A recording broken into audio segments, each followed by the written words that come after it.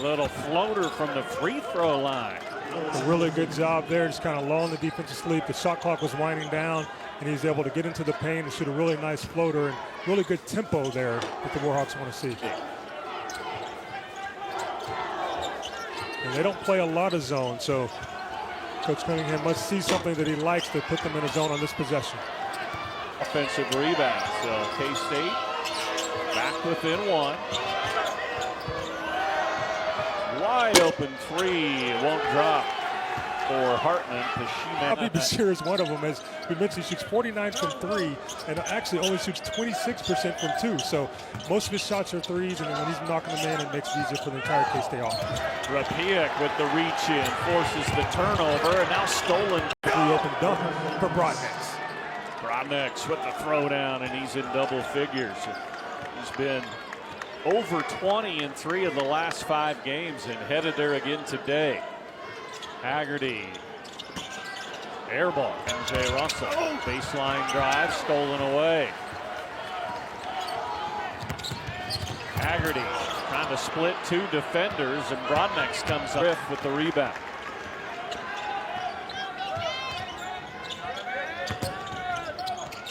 Haggerty looking to get involved. Didn't have anywhere to go on the drive. Now on the cut, left hand is fouled. Yeah, and Haggerty without the basketball. And like I said, he's really patient. I mean, and so he takes his time. He's not forcing shots, even though he hasn't scored. Expect him to make one or maybe both of these here.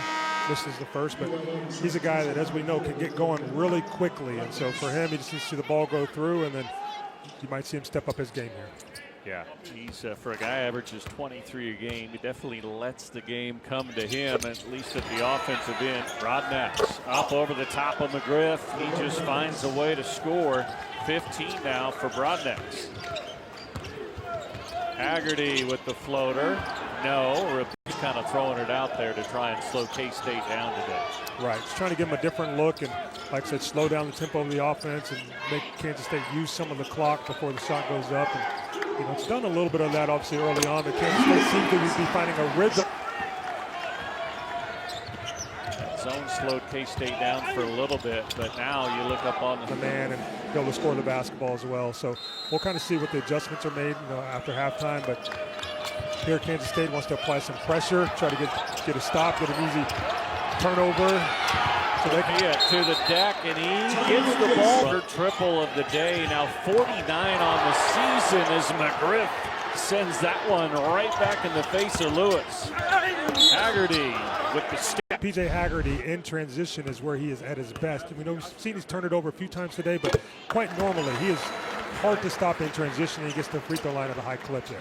Just looking at some of Haggerty's stats. He has 5 games with at least 9 two-point buckets. Like, that's hard to do as a guard. I mean, Brodnex stays hot. He's got 18. ULM and a man, and Haggerty scored in the foul. But you get away from the zone. Have to be aggressive. I'm sure up to his standards, he knows I didn't play as well as I should have the first half, so I need to go out there and play well the second half. And here early on, he's gotten to the free throw line already twice now. It's his third. Here's Lewis at 30 of the 39 for ULM.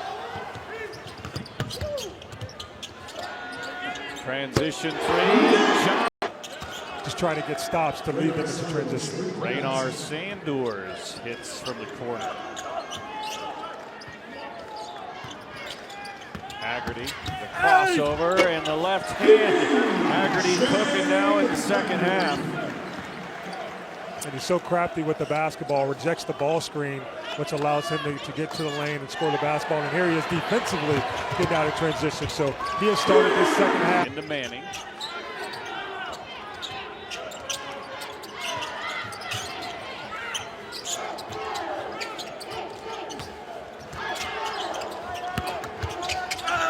Ball fake from Haggerty.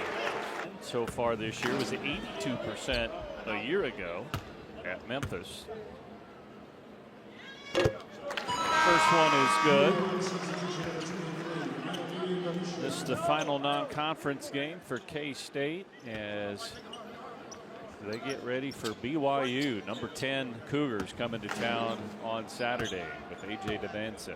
That's going to be a fun matchup to watch. break. All alone in the corner. The three is good for Malafi. Malafi just spots up in the corner off of the transition turnover, but here's P.J. Haggerty and Kansas State so far this second half. They've been at their best in two different situations, whether that's in transition because they got a defensive stop, or it's been P.J. Haggerty off of the ball screen, and he's rejected the ball screen multiple times. There he comes off of the ball screen, but that's kind of been their best offense this second half. So if they can't, Coach Conkle's team is playing really well, as you mentioned, and it's fun to see how they're playing after this game and continue to get. He's trying to will this Warhawks team to victory here in the second half. He's been averaging over the last 7 games better than 20 a game, and he's going to help that number here today. Haggerty with a strong take. Much needed basket because Kansas State needs some energy, right? And they have to score the basketball here late, get a couple stops to bring that energy to try to close out this basketball game. Brown hits the backboard and drops.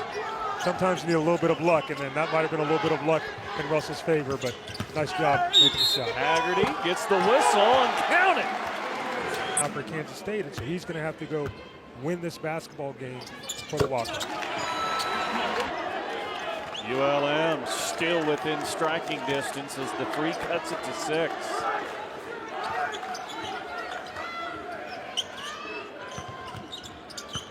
Haggerty, pull up, free throw line, no, and Broad looking for a driving angle on Haggerty, not there. Broadneck's off to Diaz from 10, and rebounded by Haggerty. He looks down the floor, finds Castillo for the layup. Defensive stops leads to offensive transition, and P.J. Haggerty getting the ball there, looking ahead to David Castillo for the finish in case they push the lead back out to 9.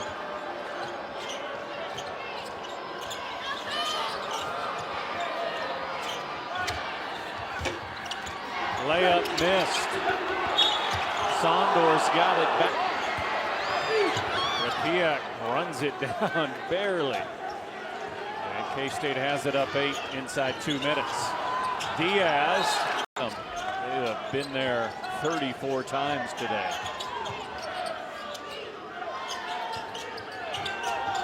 Castillo trapped, bounces to McGriff, and he finds Haggerty.